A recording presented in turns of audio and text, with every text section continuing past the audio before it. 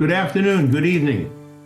My name's Chet Haskell. I'm the Vice Chancellor for Academic Affairs and the University Provost at Antioch University. And I'm very pleased to welcome you to this important event. In 2007, the Antioch Education Department created a book award that was designed to encourage young readers, grades K through 6, to be mindful about oppression and to stand up against it. Professor Emerita Cynthia McDermott, who you'll hear next after me, she gets much of the credit for focusing attention on this, and she was the initiator of this Upstander Award, and I want to acknowledge her longstanding commitment to this initiative. Many in our society are often bystanders when it comes to such topics as oppression or restraints on freedom. However, as we know, such problems are rampant today. We have political leaders who seek to limit freedoms instead of guaranteeing freedoms. We face those who deny science and, in some cases, the very existence of facts. These messages and others like them oppress all of us. But consider our grandchildren, and in my case, grandchildren. Books are banned in numerous communities. And while this may not seem as extreme as the book burnings of the Spanish Inquisition or of Nazi Germany, it's all part of a continuum of efforts that are aimed at controlling people's thoughts, opinions, and actions. At Antioch, we seek to encourage our leaders, no matter their age, so that there are no encroachments on their freedoms. We seek to stand up against silence and for openness and free speech. Horace Mann, who was Antioch's founder and first president, did this by taking a stand against slavery and a stand for universal public education, all in the middle of the 1800s. He was in every sense an upstander, and we are proud to name this award in his honor. For 18 years, the university has carried on with this award, introducing courageous, upstanding authors to our Antioch community and beyond. Tonight, we're privileged to award the 18th Horace Mann Upstander Award to Jonah Winter for his outstanding book, appropriately entitled Banned Book, encouraging all of us to stand up against the limits occurring nationally that some seek to place on what we and our children can read. It is vital that we vigorously support our democracy, and the best way to do this right now is to vote overwhelmingly against those who seek to stifle ideas and freedom. So thank you for being with us. Thank you, Dr. Haskell. To introduce to all of you Jonah Winter. I've been fortunate enough to read Jonah Winter's book for a number of years. Jonah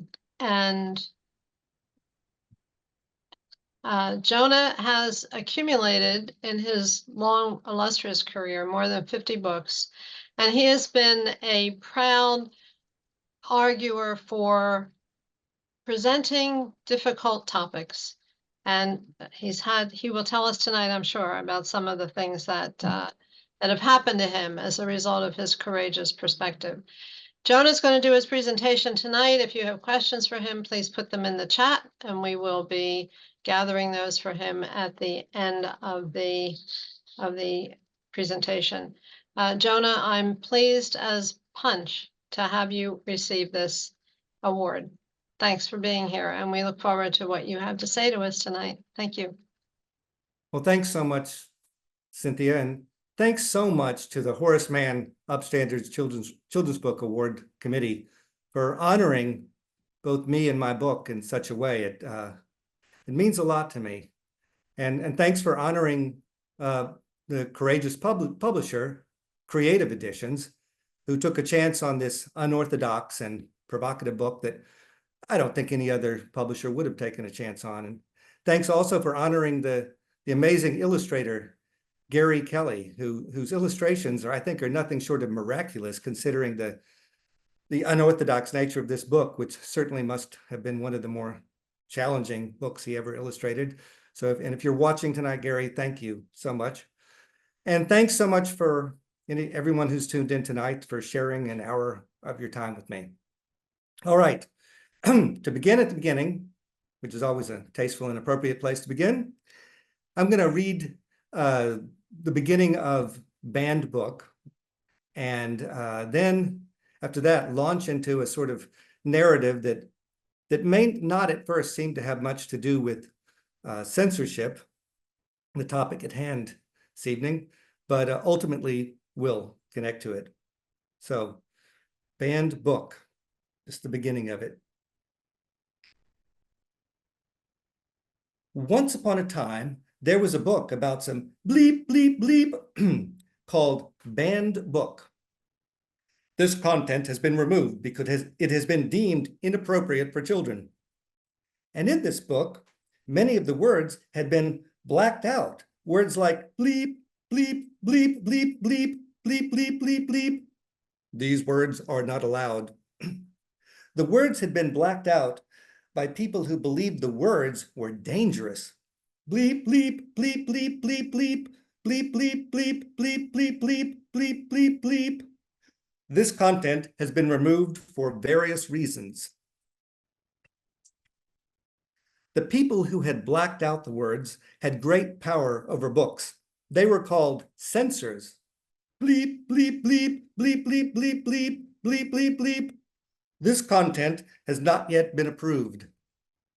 Using their magnifying glasses, these censors searched and searched through the book for any words such as bleep, bleep, and bleep, bleep that they deemed offensive. These words are not allowed. Deep inside their darkened basements, hunched in front of laptops, the censors communicated with each other, sending bleep, bleep messages such as bleep, bleep, bleep, bleep, bleep. This content is private and has been removed. They formed a group whose purpose was to censor books, and bleep, bleep, it was called We Are Right, or WAR.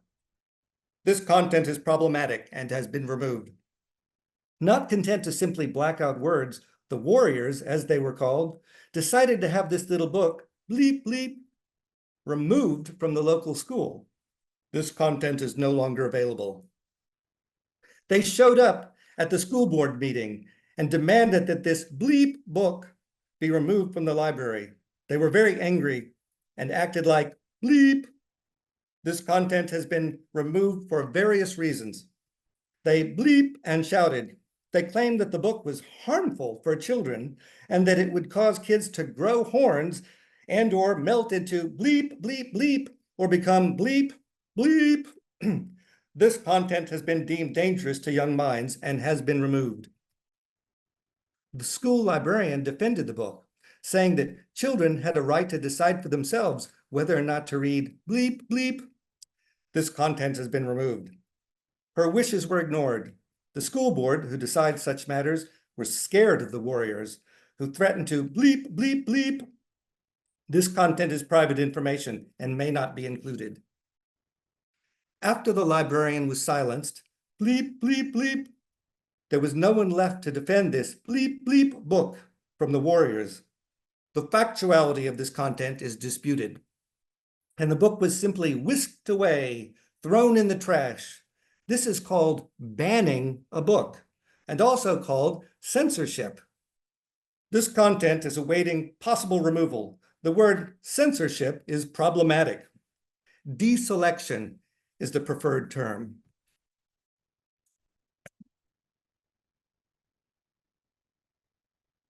Bravo. I grew up in an all-white Anglo-Saxon Protestant right-wing community in Dallas, rife with racism and anti-Semitism. The country club didn't allow Jews. Residents refused to sell their homes to Black people. And in my high school, the cheerleaders had a cheer that went, "We're all white, but that's all right. Highland Park, fight, fight, fight." Every day at lunch hour, someone was anointed Jew for the day. Once, my Israeli exchange student friend got pelted with erasers by fellow students who screamed, "Burn!" at him, then doubled over in laughter. Where bigotry is the norm, conformity often is too. Such was the case in my high school. Everyone looked alike, everyone dressed alike, and as in all conformist environments, a particular code of behavior, values, dress, and speech was very much enforced. Anyone who didn't follow the code, such as myself, became an outcast and or was bullied. my code violations. For one thing, I was a liberal, and for the record, still am. By which I mean someone who is opposed to bigotry, misogyny, war, guns, and the notion that might makes right, and who supports societal progress, equality, justice, free speech, free press, and the separation of church and state. I was also an atheist in a school that broadcast a daily Christian prayer over the loudspeaker. I had no athletic ability. I was always the smallest kid in my grade. I was extremely sensitive, and I liked poetry, art, and music, which of course led to the commonly held view of me as gay, though that wasn't the word they used, and the subsequent gay bashing I experienced. That school system was a very hard place to be different, as they say in Texas. I tell you what.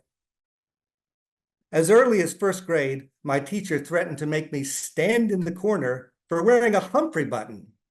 Hubert Humphrey was the Democratic presidential nominee in 1968 when this happened.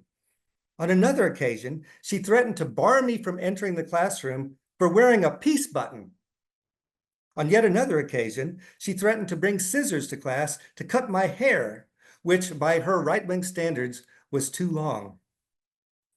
In my middle school, one of the sadistic playground games was to drag some sissy, such as myself, and put him in between two big mattress-sized bags of foam rubber, then literally pile on top of that person. As such, I've known since I was 12 what a pile-on is. It is literally suffocating, silencing. In high school, I was harassed for protesting the school prayer. My 5 friends who joined me in this campaign were also harassed. One had a cross burned in her lawn. Another had her house pelted with beer bottles. I myself was beaten up by a member of the Fellowship of Christian Athletes. All of this, all of it, where I grew up and what I experienced and witnessed where I grew up, and the sorts of people and oppressive conformity I was surrounded by, has been the, quote, inspiration for my life's work, writing mainly nonfiction books for children that celebrate the lives of nonconformists, rebels, and people who come from a broad array of ethnic and cultural backgrounds. My early experience with bigots led me to devote many of my books to underreported history about racial and social justice and injustice, long before this became a popular trend. Over the course of the past 34 years, I have written books on Barack Obama, Sonia Sotomayor, Josephine Baker, Ruth Bader Ginsburg, Sally Hemings, Mother Jones, and Thurgood Marshall, to name a few. I've written about segregated baseball, about the history of racism in America, about the making of the atom bomb, about the dangerous ridiculousness of conformity, and a book about the fact that there are such things as facts, a book inspired entirely by Donald J. Trump's all-out assault on objective reality and the truth. And from the very beginning, what I was fighting within the children's publishing world felt very much like a form of censorship, with editors insisting that I avoid, for instance, using the word racist. In some instances, editors have attempted to directly interfere in my interviews with newspapers, worried that what I say could get me or them in, quote, trouble. All the while claiming that their attempts to stifle my dialogues with journalists are not censorship. No. But this is nothing new. Throughout history, censors have denied they are censoring, arguing instead that they are fill in the blank with some noble cause. These days, when we hear the word censorship, we generally think of the kind of censorship most covered by mainstream news outlets, right-wing book banning in public schools. We think of Florida, generally. We think of a certain term used cynically to score political points on the right, that term being cancel culture, a term also recently exploited by no less a tyrant than Vladimir Putin. As J.K. Rowling recently said, after Putin expressed outrage at those who tried to cancel her, quote, critiques of Western cancel culture are possibly not best made by those currently slaughtering civilians for the crime of resistance or who jail and poison their critics, end quote. Tut tut. Russian propaganda versus J.K. Rowling. Who would win?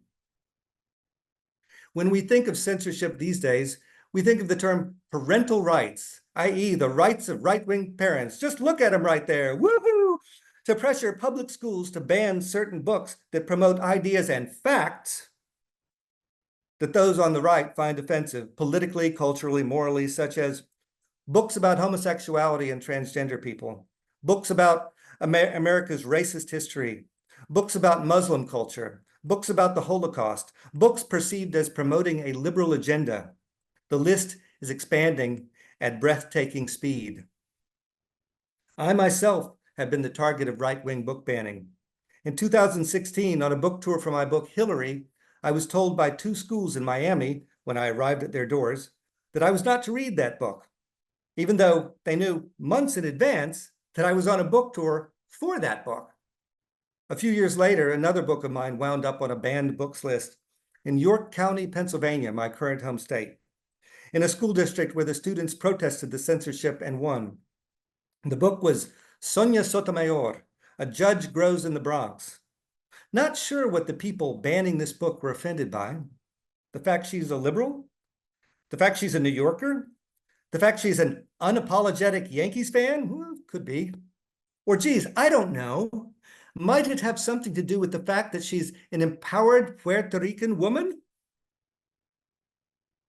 No, of course not. More recently, a book of mine made national news after being removed from the shelves. Removed from the shelves, that's a right-wing euphemism for banned. Removed from the shelves from public schools in Duval County, Florida. The book was Roberto Clemente, Pride of the Pittsburgh Pirates. Another famous Puerto Rican. Interesting. In this book, I briefly mentioned the racism Clemente experienced during his career.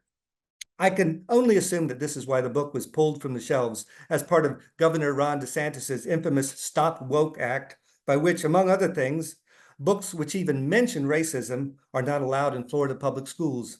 And any teacher or librarian in violation of this law could be convicted of a felony and imprisoned.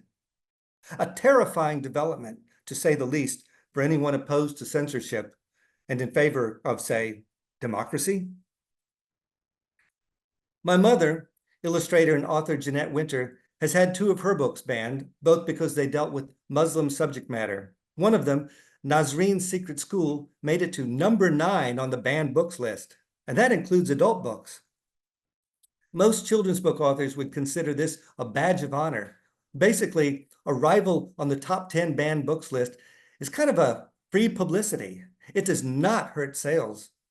The sales for my Clemente book spiked after all the publicity it received from being banned, which is not to discount the awfulness of banning a book for any set of ideological reasons from a public school. And yes, there are those on the left who ban books as well. This fact has been conveniently excluded from most of the news coverage on book bans. But in Burbank, California, To Kill a Mockingbird, The Adventures of Huckleberry Finn, and Of Mice and Men were banned from public schools due to concerns that these books could cause harm to the Black children who attended these schools. Left-wing book bans do exist. What interests me in all book banning is that some particular group of adults who are driven by ideological or political or moral fervor and who have some power have decided that they alone get to decide for the rest of us whether or not a book is offensive and whether or not a child can check out that book from their school library.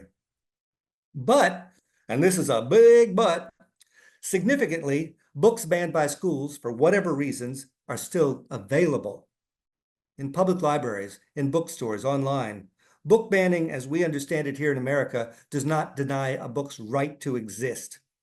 Let us move on, therefore, to the sort of censorship that challenges a book's right to exist and an author's right to be published, which is a far more effective form of censorship, and, for that reason, the one most often employed by totalitarian governments, but in this country is employed entirely by the private sector to no less effect.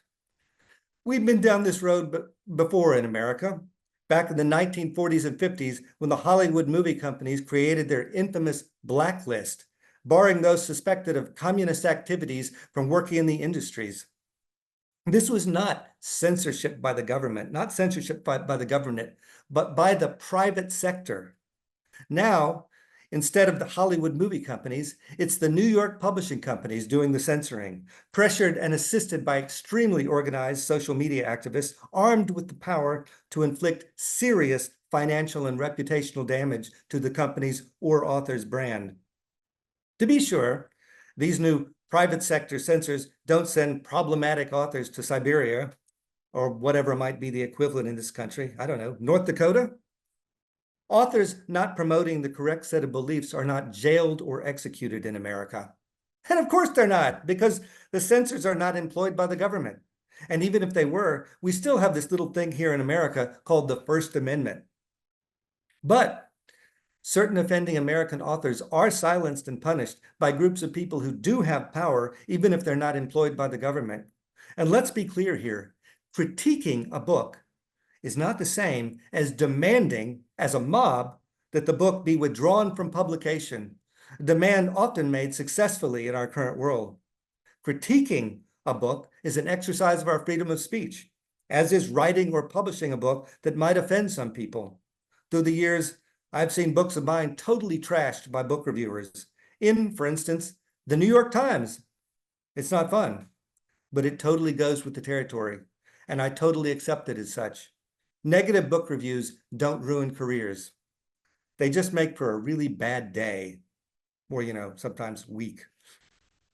Demanding that a book be withdrawn from publication, though, and piling on the author of that book on social media, damaging their reputation to such a degree that no publisher wants to touch them, essentially silencing that author, is censorship. Though the people doing the censoring deny this is the case with an outrage usually reserved for crimes against humanity. How did we get here? How did we get to a point in America, a country where we supposedly love free speech, wherein censorship is not only seen as okay, but where the people doing it deny that it's censorship, mainly because it's not being enacted by the government, arguing instead that their extremely effective and organized advocacy against a book's right to exist is perfectly legal. Nothing to look at here, folks. Just an example of the free market at work, survival of the economically fittest, and therefore not technically censorship. How did we get here? Well, at least in the realm of children's books, here's the basic chronology as I experienced and witnessed it. In 2015, one of the first big children's book social media pylons occurred, on top of a book published by my former main editor at Random House, A Fine Dessert, a picture book which tracks the evolution of a dessert through 4 places and eras, one of which is the American antebellum South. The author had attempted to deal with the enormous topic of slavery within a few pages, my only critique of the book, and the illustrator had presented the enslaved cook and her daughter as smiling in some instances and cowering in fear in another. The book, like so many books that get attacked on social media, had initially gotten lots of positive attention. Both the author and illustrator were very popular. And then came the online petition to get the book canceled.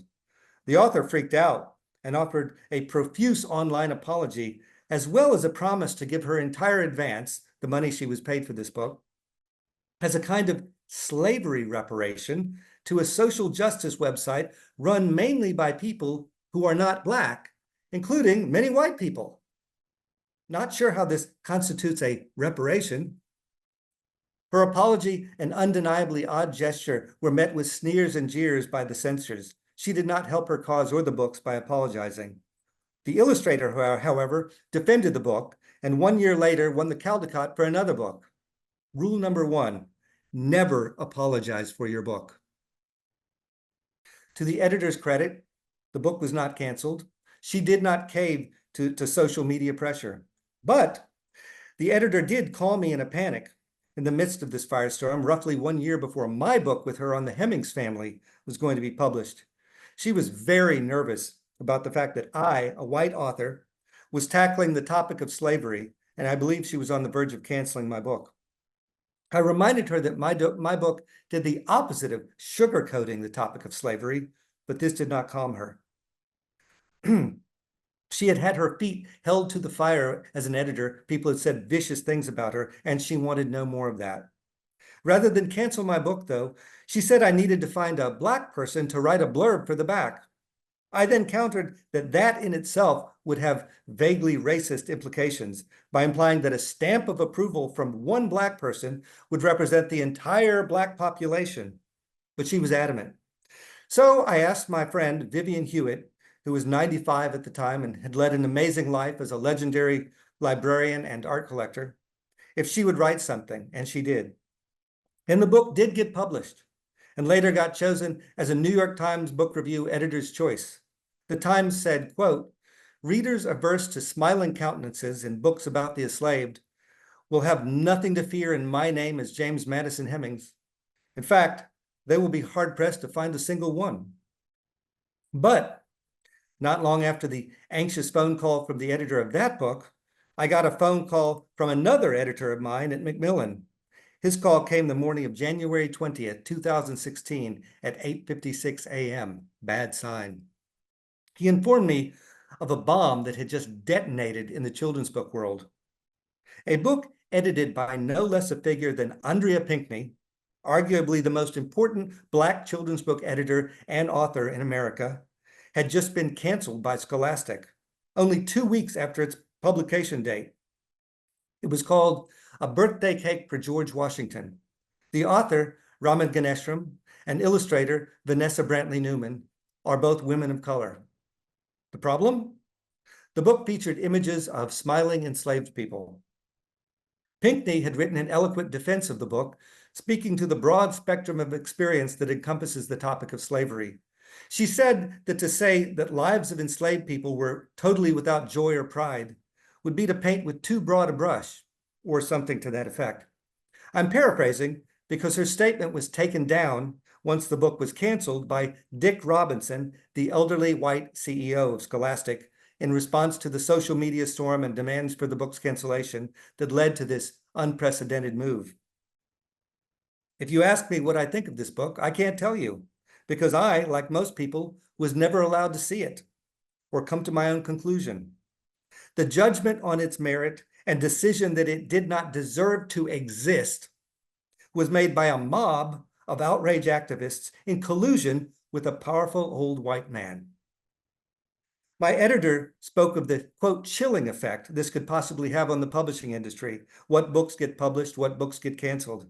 Gotta hand it to him. He called that right. He said, quote, "If a Black editor as important as Andrea Pinckney, as well as an author and illustrator who are both women of color, can have their book canceled, what does that say about us or our book?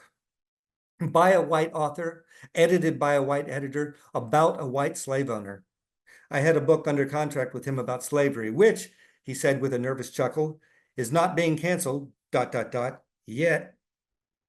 No, it took 17 months for that contract to get canceled before it was ever allowed to become a book. Behind the scenes, under the rug, one of the first casualties of the age we now live in, unheralded and unreported though it was.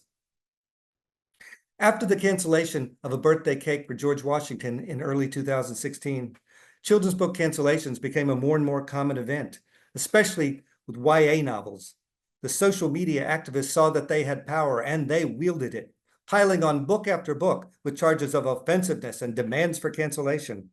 And as the years have progressed, children's book publishers live in fear of these activists, terrified of showing up on their radar with any book or author that could be deemed, quote, problematic.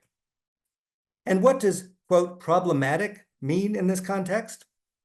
It means any book or author that does not conform to the approved code, conveyed through a sort of propaganda spread through social media, the trade journals, and the publishers. This code is not spelled out in as formal a way as the old Hollywood code, which restricted what could be shown in film, but it is explicit and understood. If you want to survive, you had better follow the code of ideology, lexicon, and behavior, which in the current children's book world includes rules about what topics may be tackled, how certain topics may be tackled, and who is allowed to tackle those topics. Code words, a small sampling of the lexicon: problematic, triggering, othering, tone policing, allyship, appropriation, cisnormativity, Latinx, intersectionality, etc., etc., etc. By using such newspeak uncritically without quotation marks, one proves that one is in line with the code and is a good person who can be trusted to write or edit or review or even cancel a book. Code euphemisms, quote, updating, as in rewriting some classic to make it conform to the ideological orthodoxy of the code, as was the case recently with Roald Dahl's work. Quote, deselection, as in removing a book from a library, essentially banning it, as a way of making the library more in line with the ideological orthodoxy of the code. The code. Books may not contain any material deemed, quote, problematic or offensive by the standards of one particularly vocal and extreme faction of current left-wing, but by no means liberal, orthodoxy. The code. Books are potentially dangerous, and children are in constant danger of being, quote, harmed by them.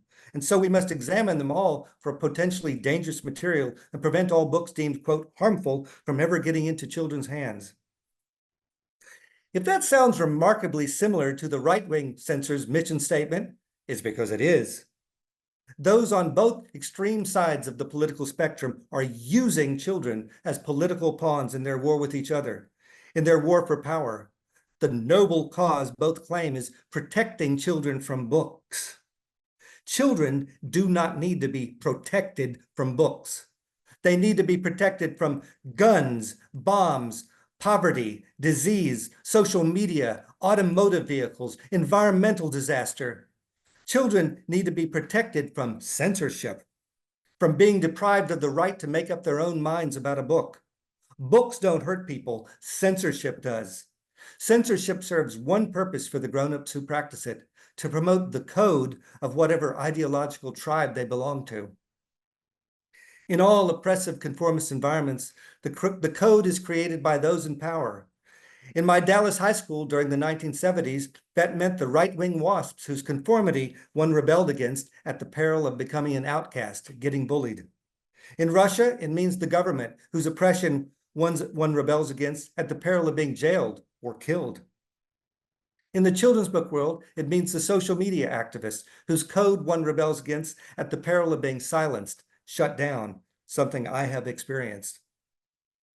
One of the social media activists and code enforcers who once led the charge against, quote, problematic books is a librarian and blogger named Debbie Reese, who is a Nambe Pueblo Indian woman, the term she prefers. When Reese didn't like a book, she singled it out on her blog with a big red slash to the cover aside a large print, not recommended, followed by a lengthy takedown, which was usually then followed by negative tweets and commentary on other social media sites, where she was joined by her followers, her, quote, diversity Jedi, as she dubbed them, who repeated her claims as if they were gospel. In 2017, she singled out a picture book of mine about the creation of the atom bomb, the secret project, alleging that I had erased American Indians, a baseless and incorrect charge. And that was debunked by the few people who defended the book on social media battles. After the attacks made by Reese and her, quote, Jedi warriors, the book went from getting 5-star reviews and being mentioned as a serious Caldecott medal contender, woohoo, to being piled on and judged as racist and essentially getting disappeared. The only place where it got a lot of recognition after that was in Japan, which sounds like a joke at first, but is obviously not. I wrote an essay describing my experience, which got published in the New York Times in February 2019, called When Social Media Goes After Your Book, What's the Right Response? 2 months later, I was singled out by Debbie Reese in her Arbuthnot lecture, awarded to her by the American Library Association, the most powerful organization in the children's book world. In this lecture, she specifically chastised me and some other white authors for not self-canceling when we were attacked by her and her online mob, which she viewed as arrogance on our parts and blamed on our, quote, whiteness. 1 month after this lecture, I wound up on what appeared to be a sort of blacklist created by the website Reading While White, a now mainly defunct site run by liberal white people who call out other liberal white people for racism. They put me on a list with several other white authors and illustrators, accusing us, without any supporting evidence, of, quote, racism in words, works, and deeds, end quote. I thought about hiring a lawyer and filing a libel suit, but was strongly discouraged from doing so by my agent, who encouraged me to reach out to the people who called me a racist on their website, quote, possibly opening a non-confrontational dialogue to work with them. By the way, both of the people responsible for this particular post were active members of the American Library Association awards committees. One of them was currently sitting on the Cyber Committee, which awards nonfiction children's books, which are mainly what I write. Most of the people connected with Reading While White were past or present members of ALA awards committees. One of the reasons my agent encouraged me to avoid confrontation with them. 5 months after this happened, in the fall of 2019, I had lunch with my main editor, whose identity I will not disclose. She informed me that she could no longer publish any more books by me on people of color or women, which constitute the majority of the books I have written, and definitely my most popular ones. And she said, quote, of course, no books on white men. I get it, Jonah, she said. You're totally screwed. I knew in an instant what had prompted this, a movement formerly called Own Voices, but no longer called this because apparently this brand wasn't working as effectively as the proponents of it had hoped. They replaced it with the absurdly illogical and inadequate term lived experience, a term which, if taken literally, would reduce all literature to memoir. Their agenda, now understood as absolute law in children's books, is basically this. Authors should not be allowed to write outside their own experiences. This law mainly applies, however, in practice, to authors who are members of some, quote, empowered group, writing about members of a, quote, marginalized group. I use these terms in quote marks because they're the ones that are used again and again in defense of this agenda, and because the terms reflect an understanding of literature and who is, quote, allowed to tell what stories as mainly a Marxist power struggle. An author must now have the, quote, lived experience as Black, gay, Muslim, female, trans, on the spectrum, neurodivergent, etc., in order to tell a particular story that includes the, quote, marginalized people of the particular identity in question. As a direct result of this new set of guidelines, my editor stopped publishing me altogether. Her decision came in spite of the various awards and many starred reviews my books with her had received, including books that had just received awards that same year that she said this. When I asked her if she would, at this point in history, publish certain award-winning books of mine with her on African-American history, were I to submit them now, books which deal with America's racist history head-on with no sugarcoating, such as Lillian's Right to Vote or Thurgood, she said, quote, no, definitely not. She suggested I write books about animals, because apparently I'm still allowed to write about animals, which I have, though she hasn't published any of them. She suggested specifically that I write a book on, wait for it, this topic, the last white rhinoceros. Now let's just go back to the last white rhinoceros. I'm sorry, do I need to explain why this was sort of funny to me, that this was suggested to me at this juncture in my career by her as a topic that I should write about? No, I don't think I need to explain. Moving right along. Were I now to submit my manuscript on Roberto Clemente, remember that book of mine that got banned in one district, in one state for 1 year? Were I to submit that book on a manuscript on Roberto Clemente now, there's no way any New York publishers would touch it. I'm no longer allowed to write about Clemente or any other non-white person. So how's that for irony? Outrage over the book ban, and there was a lot of outrage, justifiable outrage. I was outraged. It was ridiculous to ban a children's book like this on Roberto Clemente. But after the outrage about the book ban, crickets on the more profound censorship, which eradicates even the mere possibility of a book by me on this topic from being published. 2 years ago, 2022 was the first year in nearly 25 years that I didn't have any books coming out. Over the past few years, I've amassed an enormous pile of rejections on an enormous range of topics. Some of them for a manuscript about Colin Kaepernick. I've been told repeatedly by editors that I, as a white author, do not have the right to tell this story. One of whom said, quote, "I'm having a #ownvoices problem with this manuscript," end quote. Most editors present this as a moral issue. I do not have the moral right to tell this story. Most of the editors telling me this, by the way, are white. Not a single one is Black. In fact, the only truly enthusiastic response I've gotten to my Kaepernick manuscript was from a prominent Black editor. Put that in your pipe and smoke it. All of this that I've been talking about today, and there's so much I've left out, has affected me mentally, physically, and psychologically. It has entered my sleep, my dreams, my subconscious. It has served repeatedly as a trigger for my atrial fibrillation, the first onset of which happened at exactly the same time all this madness descended on the children's book world and my career. Over the past several years, I've often felt a sense of paralysis as a writer. The gaze of the censor is always peering over my shoulder every time I sit down to write, immediately blocking any ideas I come up with. The voice of the internalized censor says, "Oh, you can't write about that. Oh, you can't say that," which I must say, for a writer, is unsustainable.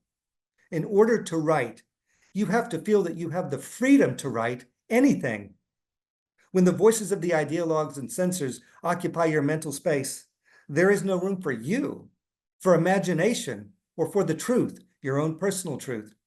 Also, writing is how I make my living. It's 100% my livelihood and has been my whole adult life. And money has now very much become a problem. I am not independently wealthy, alas. There's so much more that could be said, but this is just a not so tiny peek into the transformation of the children's book world from one author's perspective, albeit under the bus. Though I have undeniably been on the business end of this transformation, and as such have tended to process this sea change primarily as personal pain, it is clearly so much bigger than me. Here are some other children's book figures who have endured attempts to shut them down, some of those attempts successful. White liberal author Kara Drake, who self-canceled her YA novel about white privilege, The Continent, after a social media firestorm accused it of racism. She later revised it and published the revision. Chinese-American author Emily Wen Zhao, who self-canceled Blood Heir, her debut YA fantasy novel dealing with human trafficking and slavery in Asia, after an online mob accused her of racism because she dared to write about the topic of slavery outside the context of American slavery. How's that for cultural solipsism on the part of the critics? She later decided to publish the novel, Critics Be Damned. Gay Black author Kosuko Jackson, who self-canceled his YA novel, A Place for Wolves. Jackson had been a, quote, sensitivity reader at the Big Five publishing houses and a champion social media pylon himself. And then he made the outrageous tactical error of writing about Muslims. He's not a Muslim. White liberal author Laurie Forrest, whose debut YA novel about racism, The Black Witch, was initially attacked by a blogger, first in a 9,000-word takedown, accusing the author of racism, homophobia, and various other things, and then on Twitter, where hundreds of people retweeted her negative tweet, and then on to Goodreads, where the same mob, most of whom had, by their own admission, not read the book, left damning one-star reviews. Ultimately, 20,000 people had read the damning 9,000-word review. The dragging received by this author enters Lord of the Flies territory, the worst you can imagine from sadistic middle schoolers. This liberal author was accused of being a Nazi sympathizer, of being a white supremacist. Nonetheless, she refused to self-cancel, the publisher refused to cancel, and guess what? This book was still a New York Times bestseller 5 years later. Do not give in to the mob. Mexican-American lesbian author E.E. Charlton Trujillo self-canceled her YA novel, When We Was Fierce, after it was ravaged on social media for daring to use an imaginary urban Black dialect the author had invented for this novel.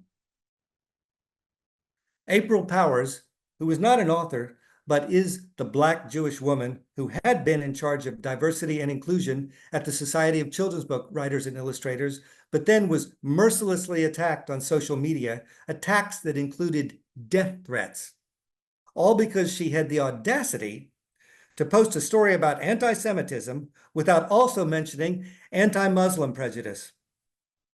Let's just sum this up again. A Black Jew who was pressured to resign amidst death threats for talking about anti-Semitism as a standalone issue, separate from anti-Muslim prejudice, and trying to keep commenters on topic. Death threats, destroying and or threatening the life of a Black Jewish woman. So this is what progress now looks like. I'm sorry, but this just breaks my brain right open. Okay, one more.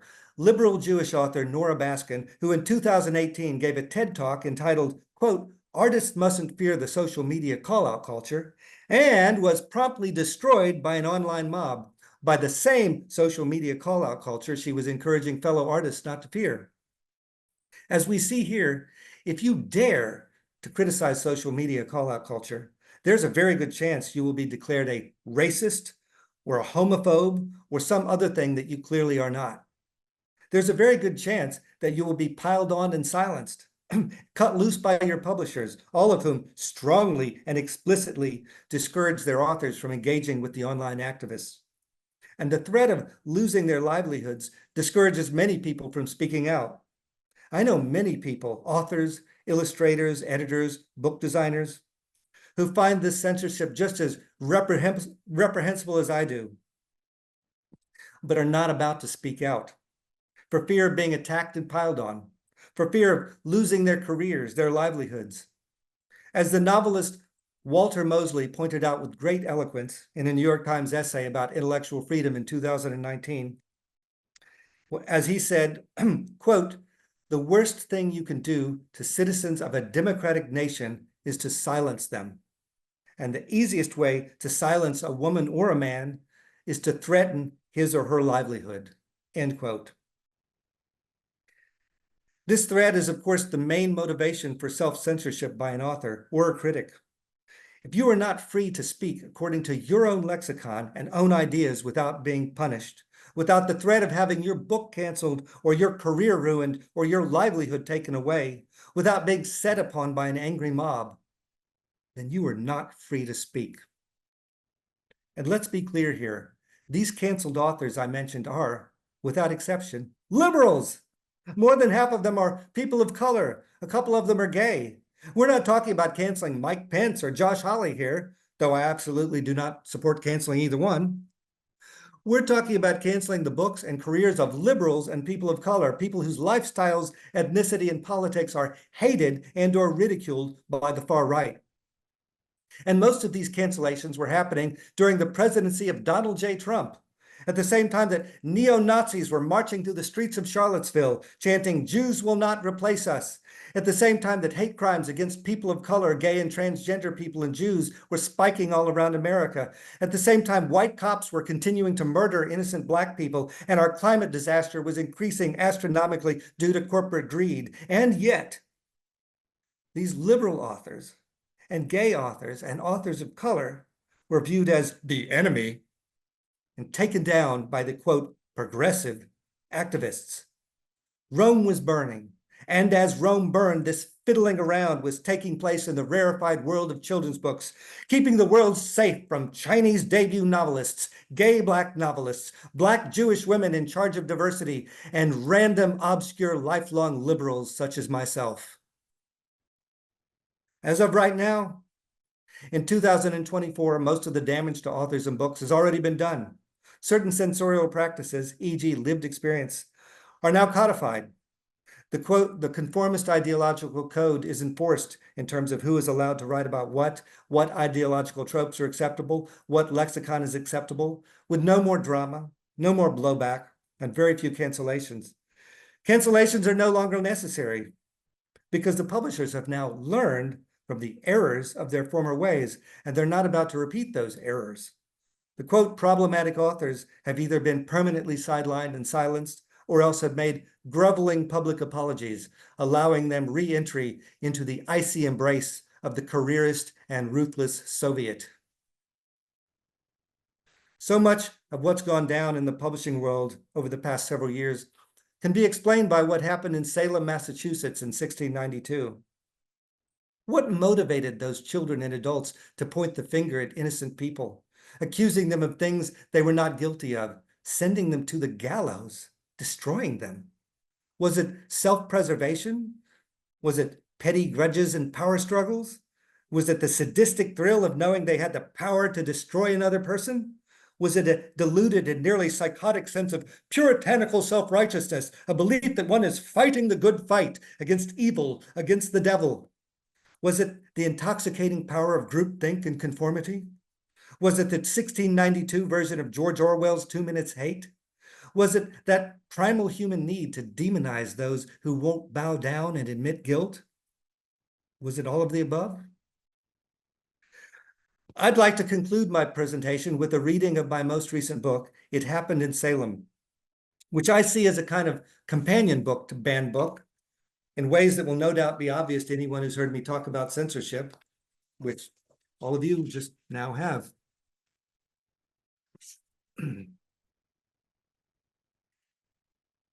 It happened in Salem. It could happen anywhere at any time.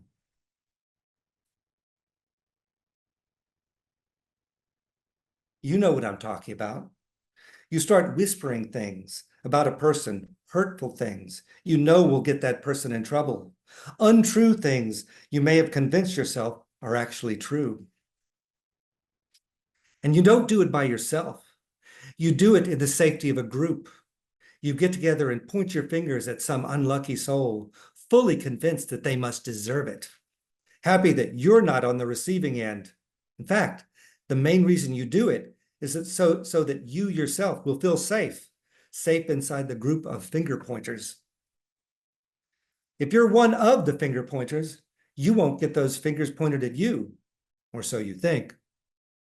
If you'd been a girl in Salem, Massachusetts in 1692, in a town full of devil-fearing white people, you might have been pointing your finger first at an enslaved Black woman, accusing her of the very serious crime of witchcraft, which everyone very much believed was real, and knowing that because she was enslaved, she had no power to defend herself against your accusations, which you made up just for the pure, wicked fun of it. Or maybe you had problems, emotional problems, and then you didn't know how to deal with them. So you just started saying wild, untrue things, acting bizarre, flailing, scaring your parents, whirled into such a frenzy that you actually believed the things you said about so-and-so bewitching you. And maybe your friends saw you acting bizarre and making untrue accusations with the power to scare your parents and attract attention. And maybe they decided that they too wanted in on this action. Suddenly, you were part of a great big gang of crazy acting finger pointers who had the power to bring down anyone, and I mean anyone, in your small New England town. Suddenly, you had power. It was like a game. Let's see who we can bring down next. How about Goody Osborne? She's just an old, unliked beggar woman, mumbles to herself. No one would believe her. Let's do it. Yeah. Done. Jailed. Easy. Oh, how about Goody Nurse? She thinks she's so good. Ha! We'll show her. Kindly old grandmother indeed. Respected member of the church indeed. Not after we call her out as a witch. Done. Ruined. A reputation. A life. And how about old Giles Corey? Troublemaker. He's on to us. He has to be stopped. He's a witch! He's a witch! Look at what he's doing to us, making us act crazy. Lock him up. Done. Before long, you become aware that almost everyone in your town is a part of your finger-pointing gang, which now includes lots of grown-ups. Some joined in for the same reason you did, to save their own necks. Some were truly scared. They believed in witches. They believed the young accusers, and they got sucked into the hurricane of fear and craziness and started suspecting everyone of witchcraft. Some held grudges against their neighbors. They saw this as a golden opportunity to get back at their enemies by accusing them. The cow died, blame the neighbor, lock her up. Some of them had fingers pointed at them, and the only thing for them to do was to admit they were guilty and then point the finger at someone new. Maybe you. Tag, you're it. Except it isn't a game.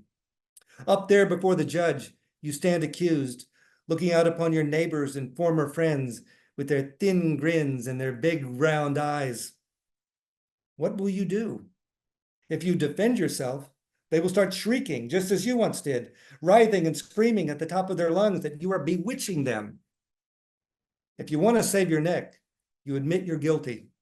Because if you say you're innocent, it's the rope for you. What do? Here's what you do. Name names. Sure, why not? How about Goody Eastie? Goody Nurse's sister. Perfect. Totally believable. Your Honor, 'twas Goody Eastie that bewitched me. And that's all it took to save your own neck and ruin an innocent person's life. Goody Eastie is sentenced to death, along with Goody Nurse, Goody Osborne, and 17 other innocent people, most of them women, who refused to admit guilt to a crime they did not commit. Nearly 200 innocent people were put in jail. Finally, the finger pointers made a mistake. They pointed their fingers at certain people outside their little town, people with too much power for them to bring down. And just like that, the finger pointers were themselves brought down. The madness was over. Children, some as young as you, started this tragedy. Afterwards, the main one admitted she was lying. There were no witches in Salem. There were a bunch of people who lied, some out of meanness, some out of fear, some from a need for power and attention, some from mental illness. And there were the judges who didn't just let this injustice happen, and the preachers who didn't just let this evil happen, they helped make it happen. And there were a lot of people too scared to speak out against this evil and injustice, people who remained silent. What would you have done? Jonah, that was breathtaking. And from my tiny little perch where I sit, there are so many others who would say a very similar story to what you've said. It's harder and harder for me to find books that are about upstanders, because the entire field of the children's book world has become so jello. I mean, it's like there's nothing there. There's nothing to hold on to. There's no depth. When does your book that you just read to us come out? Oh, it's already come out. It came out in August. So Wonderful. yes. Congratulations. Thank you so much. And I haven't. Go ahead. Oh, just kudos to the illustrator, Brad Holland, who did an amazing job on this, and Creative Editions again for publishing a book like this. I mean, I have to hand it to Creative Editions. They're very courageous. So. Fabulous. I think everyone stuck with you the entire time, and we haven't had any questions because I think people have been just mesmerized by your story. I did want to, you haven't said anything, but your mom's been on the call too. And so Jonah Winter, who I read before you because, you know, she's older than you. By Right? 22 years. But yeah. Jeanette, thanks for being on the call with us, and thanks also for your brave work as well. So excellent, tragic state of affairs. We need more. I'm reading this. Your new book is beautiful. Thank you and congratulations on the award. Excellent, tragic state of affairs. We need more Jonah Winters in this world. Isn't that the truth? Thank you. Thank you, Jonah. You gave us a lot to think about. I'll be continuing to buy your books. What's next, Jonah? That's a question. The last white rhinoceros? I mean, There you go. that was a joke. That was a joke. I don't know if jokes convey very well over Zoom, but you know, I could tell you, but then I'd have to ... It's all very secret what I'm working on. I am working on various things though, and but especially in the world of nonfiction, you kind of have to play with your cards close to your vest. So, Yeah. but I'm still working. I'm not giving up. So I hope that's the takeaway for. There's a question from Michael. Do you want to say anything about prescriptive versus descriptive censorship? That is having a character say something appropriate to the character. Gosh, I know, Michael, and I'm a little confused by the question, and I'm embarrassed by that. But could you repeat it again? Well, Michael, you want to rephrase this for us? And I don't know if we can. Am I allowed to unmute and maybe Sure. ask it? Yeah. Hi, Jonah. Hi, Michael. Fantastic talk. Thank you. So the question is, there seems to be even censorship of when people write something, let's say a period piece, and a character says something that a character would have said in those days. And it's clear that it's not the view of the author. For example, Debbie Reese and The Hired Girl. Right. Character said things offensive about Right. Indians. That even more defies logic. Absolutely. That is, I think, one of the central problems of the main sort of censorship that I was talking about. There's been this response coming from this orthodoxy that I was talking about that responds to just the mere reference to any sort of racism or anything that's, quote, problematic. Even just a reference to that is now being canceled. And I mean, I think of the show, the Philip Guston show at the National Gallery in DC.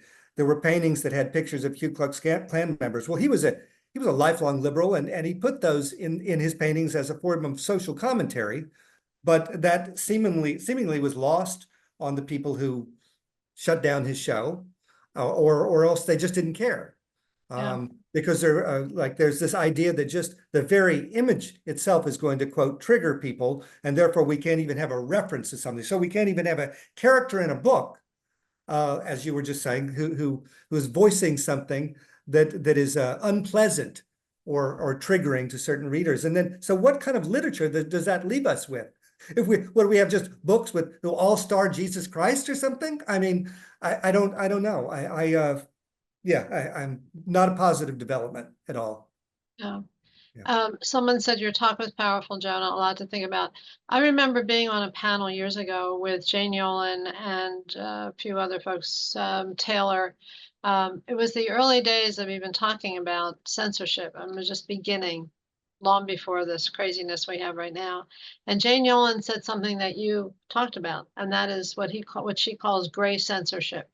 The censorship that happens even before you get to the computer or the keyboard, right?